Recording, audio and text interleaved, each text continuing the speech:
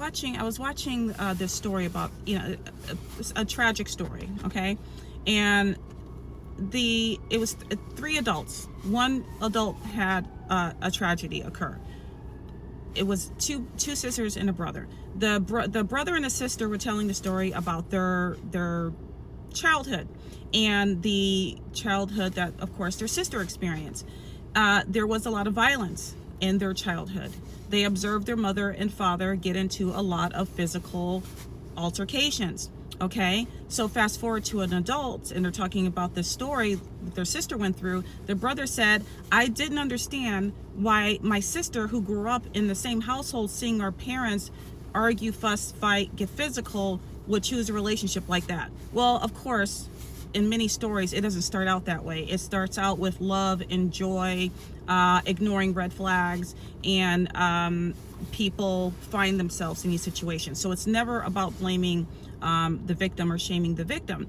And a lot of times people don't realize their nervous system gets accustomed to that. And so when it shows up, when the first layer of aggression in a partner shows up, I grew up with that.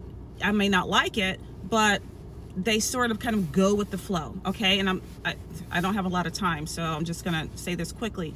The takeaway is this: sometimes when you're out there dating, if you grew up in a situation, in a childhood, in a household that was unpredictable, unsafe emotionally or physically, you want to keep in mind that you have that history within your system, okay? And especially if you haven't worked on this in therapy, prayer, any type of healing you're accustomed to, working with your pastor, working with an elder, just learning your patterns and understanding your history and how it impacts you, you can find yourself getting into a relationship that repeats family history. So this point of this video is that you become quite aware of it.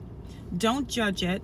Learn your patterns so that you can start shifting and changing, because this just goes from one generation to another. Because the daughter, I forgot to say this, the daughter, the next generation also saw her mother grow up in this, so it just repeated. And it only takes one person to change a pattern, a generational pattern. It takes one person so that you don't pass that on to your children, okay? It just starts with one step at a time, just like anything else you've done differently, safely, one step at a time. That's the takeaway. Just like if you grew up in a family where there was a lot of substance abuse or alcohol use or whatever it is, if you know you have that in your system, in your history, then you might be more aware of how alcohol might impact you, or partnering with someone who has an alcohol problem. All right, be aware. Ciao.